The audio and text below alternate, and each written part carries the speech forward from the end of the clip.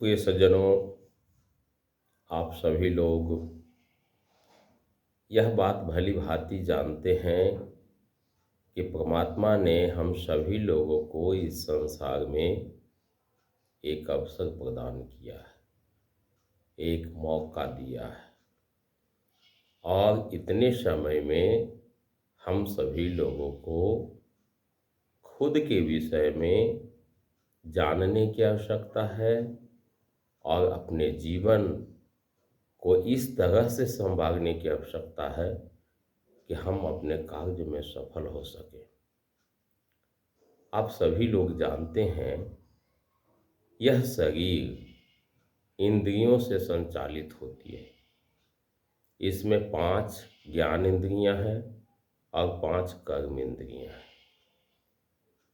ये सभी इंद्रियां मन के द्वारा नियंत्रित होती है और मन बुद्धि से नियंत्रित होता है। बुद्धि ज्ञान से नियंत्रित होता है और ज्ञान गुरु से प्राप्त होता है। इसलिए ज्ञान की परम आवश्यकता हो जाती है। हमारी जो इंद्रियां हैं वो हमेशा सांसारिक विषयों में विचरण करते रहता है, उसका चिंतन करते रहता है और हमारी इंद्रियां जिन विषयों के पीछे भागती है उन सभी विषयों से हमारी आसक्ति हो जाती है, लगाव हो जाता है और जब उस चीज से लगाव बढ़ते चला जाता है तो उसकी कामना होती है, उसकी इच्छा होती है, उसको प्राप्त करने की लालसा होती है और उस लालसा को पूरा करने के लिए सांसारिक लोग बहुत तरह के प्रयत्न करते हैं। आप सभी लोग जानते हैं कि हमारे मन में अनेक कामनाएं उत्पन्न होते रहती है और इच्छाएं अनंत होती है। सभी इच्छाओं की पूर्ति व्यक्ति के लिए संभव नहीं होता है। जब हमारी कामना की पूर्ति नहीं होती है तो व्यक्ति को क्रोध उत्पन्न होता है और जब क्रोध उत्पन्न होता है तो उसके स्मृति का क्षय होता है। स्मृति के क्षय होने से बुद्धि घट जाती है और बुद्धि घट जाने से व्यक्ति के ज्ञान का भी लोप होता है। तब हम कहते हैं कि व्यक्ति का पतन हो गया। अब व्यक्ति के पतन को रोकने के लिए यह आवश्यक है कि हम सांसारिक विषयों में विचरण करते हुए भी आसक्ति को रोकें, उससे हम अपना लगाव नहीं बनाएं, उसमें अपना जुड़ाव नहीं बनाएं। आप सभी लोग देखते हैं, बहुत सारे लोग हैं जो गलत चीज़ों में लिप्त रहते हैं। जैसे एक शराब पीने वाला व्यक्ति को कभी कभी ये समझ में आती है कि ये शराब पीना अच्छी बात नहीं है या कोई नशीला पदार्थ का सेवन करना उचित नहीं है, तो वह अपने इंद्रियों को समेटता है और उस चीज को छोड़ देता है। लेकिन विषयों को छोड़ देने के बाद भी विषय के प्रति हमारी आसक्ति नहीं घटती है और जब व्यक्ति की आसक्ति नहीं घटती है तो बार बार उस चीज का चिंतन करते रहता है। जैसे आप देखते हैं, कोई व्यक्ति शराब छोड़ता है तो बार बार इस बात की चर्चा करता है, मैंने शराब छोड़ दी है। या कोई नशीला पदार्थ का सेवन छोड़ देता है तो बार बार इस बात को कहता है कि मैंने ये छोड़ दिए। इसका मतलब है कि उसने उस विषय को जरूर छोड़ा है लेकिन उसकी आसक्ति नहीं छूटी है, उसका लगाव अभी उसके प्रति है। और उसके मन में इस बात की टीस है कि वह उसको छोड़ दिया है। यही आसक्ति बार बार उस चीज का स्मरण दिलाते रहती है, और जिसके कारण बुद्धि को फिर से वह हर लेती है, और फिर वो वहीं पहुंच जाती है जहां पहले था। तो अधिकांश लोगों को आपने देखा होगा कि नशा पान की जो आदत है उसको छोड़ता है और कुछ समय बाद फिर ग्रहण कर लेता है। उसके पीछे बस इतना ही बात है कि उसने उस वस्तु का तो परित्याग किया है, लेकिन उसकी आसक्ति का परित्याग नहीं किया है। उसके साथ अभी उसका लगाव जुड़ा हुआ है। तो ये आसक्ति को खत्म करना पड़ेगा, और आसक्ति को खत्म करने के लिए, सांसारिक चीजों की आसक्ति खत्म हो, इसके लिए व्यक्ति को ध्यान में बैठने की आवश्यकता है।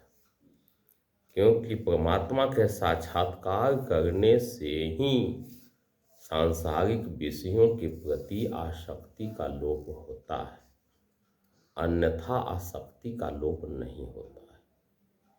इसलिए एक तरफ तो सांसारिक विषयों से हमें निवृत्ति चाहिए, और दूसरी तरफ आत्म तत्व के प्रति, परमात्मा के ध्यान के प्रति हमारी प्रवृत्ति चाहिए।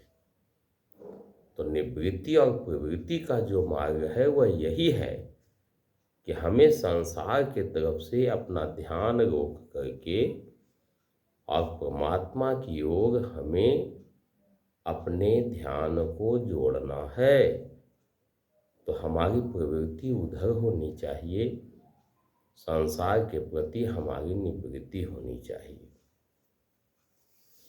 जिस तरह से कछुआ अपना सारा अंग को समेट करके अंदर कर लेता है तो वह सुरक्षित हो जाता है, उसी प्रकार से जब व्यक्ति अपने इंद्रियों को सांसारिक विषय वासनाओं से हटा करके अंतःकरण में समेट लेता है, अर्थात अपने मन पर नियंत्रण प्राप्त कर लेता है, तो व्यक्ति की बुद्धि अस्थिर मानी जाती है और वह व्यक्ति सुरक्षित हो जाता है।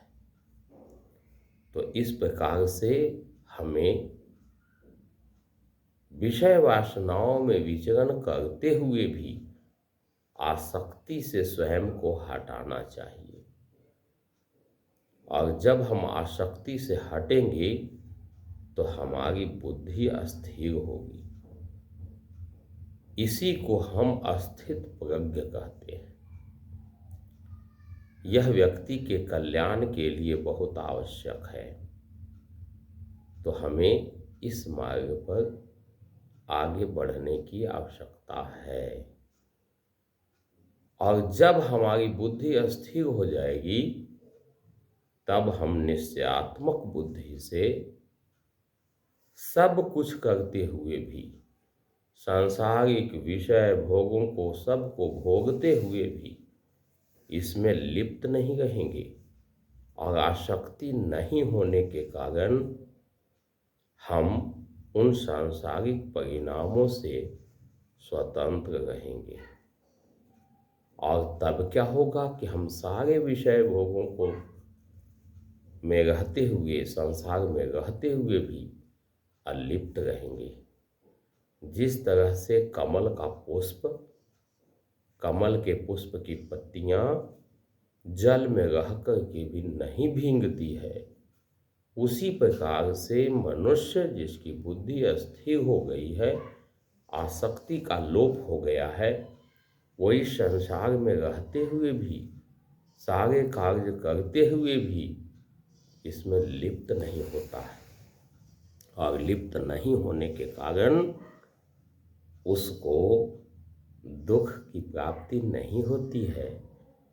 वो सभी घटनाओं में उसके दर्शक के रूप में उसको देखता है, और हर घटना से उसे केवल प्रसन्नता की प्राप्ति होती है। उसका मन हमेशा प्रसन्न रहता है, तभी उसके दुखों का अंत होता है। और वह व्यक्ति हमेशा प्रसन्न रहते हुए अपने बुद्धि और ज्ञान का उपयोग करके निश्चयात्मक बुद्धि के द्वारा अपने लक्ष्य को प्राप्त करने में सफल होता है। हम अपने मन को स्थिर करें, और जब हमारा मन स्थिर होगा, बुद्धि स्थिर होगी, तभी हम अपने लक्ष्य की प्राप्ति में सफल हो सकेंगे। तो इसके लिए आवश्यकता है कि सांसारिक विषय वासनाओं से हम अपने को अलग करें, और उससे अलग होने के बाद भी जो आसक्ति रहती है, उस आसक्ति को नष्ट करें। और यदि आसक्ति नष्ट हो जाती है, तो विषय नष्ट हो या नहीं, इसकी कोई आवश्यकता नहीं है। हमारा उसके प्रति आसक्ति नहीं है, उसकी कामना नहीं है, इसलिए हम संसार में सब कुछ करते हुए भी अलिप्त रहते हैं। और अलिप्त रह करके हम यथार्थ दिशा में आगे बढ़ते हैं और अपने जीवन का कल्याण करते हैं। एक व्यक्ति के लिए यह परम आवश्यक है कि वह स्वयं की पहचान समझे। एक व्यक्ति से जब पूछा जाता है कि तुम्हारा परिचय क्या है, तो अपने शरीर का परिचय बताता है। हम उसके पुत्र हैं, मेरा ये नाम है, मैं उसका शिष्य हूँ, मेरा यहाँ घर है, यहाँ परिवार है। मैंने इन सारे परिचय को सुन लिया। यह आपके शरीर से जुड़े हुए परिचय हैं। आप स्वयं को समझें, आप क्या हैं। आप जो बोल रहे हैं, जो शक्ति बोल रही है, जो शक्ति देख रही है, जो शक्ति सुन रही है, जो शक्ति आपको संचालित कर रही है, वह आप हो। और आपका परिचय क्या है? यदि आप स्वयं को जानना समझ जाएंगे, अपना परिचय समझ जाएंगे, तो जीवन के लक्ष्य की प्राप्ति हो जाएगी और व्यक्ति के कल्याण सुनिश्चित हो जाएगा। मैं आप सभी लोगों से यही कहूँगा कि स्वयं के बारे में चिंतन करना बहुत ज़रूरी है। आप चाहेंगे तभी आपके जीवन का कल्याण संभव है। इसलिए प्रवृत्ति और निवृत्ति के मार्ग को अपनाते हुए जीवन पथ को संवारना जरूरी है। और हमारी शुभकामना है आप सभी लोगों के साथ।